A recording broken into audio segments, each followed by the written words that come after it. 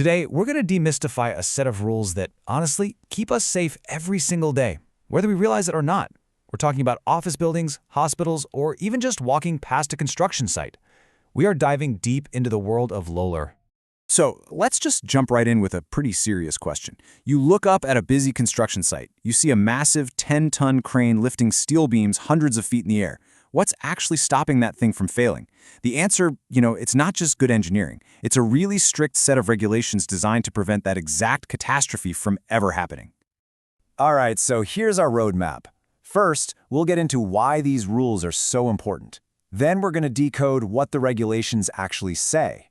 After that, we'll run through a core compliance checklist, look at the serious consequences of getting it wrong, and wrap up by talking about something bigger, creating a true culture of safety. So Section 1. Why do we even need rules for lifting? Before you can follow the rules, you've really got to understand the purpose behind them. It's the foundation for everything else we're about to cover. Okay, here it is. LOLER. It stands for the Lifting Operations and Lifting Equipment Regulations. Yeah, it's a bit of a mouthful, but its goals are super simple and absolutely vital. Make sure lifting equipment is used safely and, well, minimize the huge risks involved. When it comes down to it, it's all about preventing injuries and saving lives. So now we know why the rules exist. But the next big question is, what do they actually apply to? Let's decode exactly what equipment is covered and which industries really need to be paying close attention. The scope of LOLER might actually surprise you.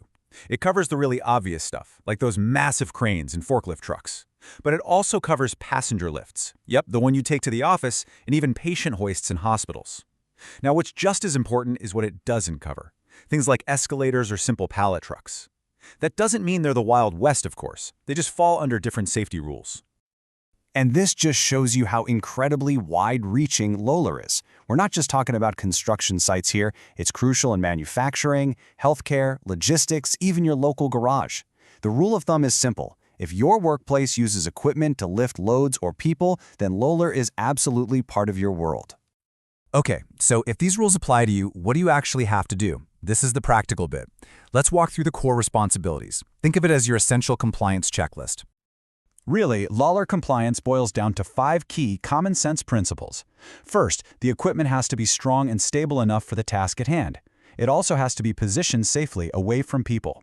Third, it needs to be clearly marked with its safe working load, the SWL, so nobody ever tries to lift more than it can handle. And finally, and this part is critical, every single lift has to be properly planned and supervised by what's called a competent person, and the operators themselves have to be fully trained. So how often do these checks need to happen? Well, the first number you need to burn into your brain is 6 months. Any piece of equipment used for lifting people, plus all the accessories like slings and chains, has to be thoroughly examined by a competent person at least that often. Every 6 months. And the second number? 12 months. For pretty much all other lifting equipment, the standard is a full examination at least once a year. This simple 6 and 12-month rhythm is really the backbone of LOLER's power to prevent accidents before they happen.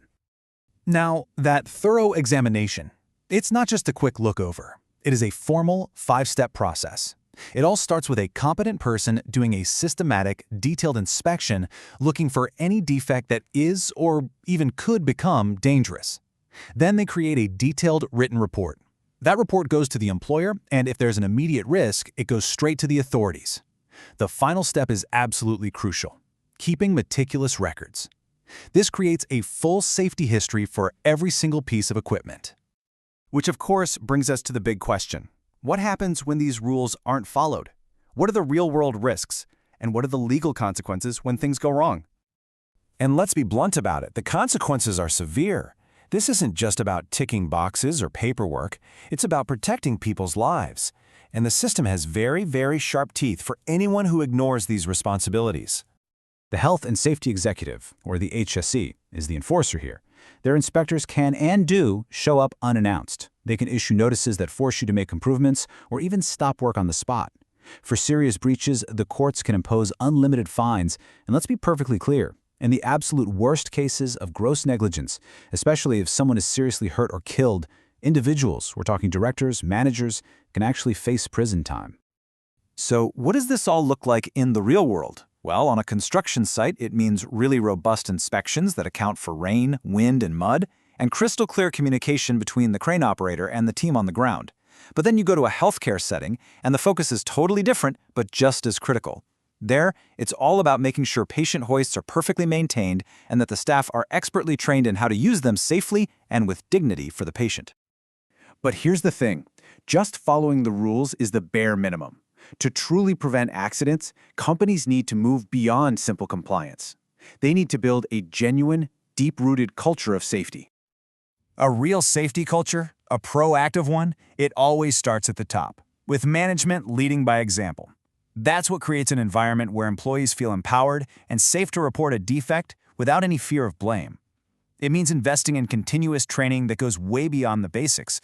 And most importantly, it means weaving safety into the fabric of daily operations, so it becomes a habit, not just another checkbox on a form. In the end, it really all comes down to this idea that a commitment to LOLER isn't just a legal thing you have to do. It's a fundamental step toward protecting your people and building a workplace where safety is just how things are done. So, we'll leave you with this final thought to chew on. Today, we've covered the rules as they stand right now. But as technology like AI and remote operations starts to become more common in these fields, how does our very definition of lifting safety need to adapt and evolve with it? That, right there, is the next big challenge. Thanks for tuning in.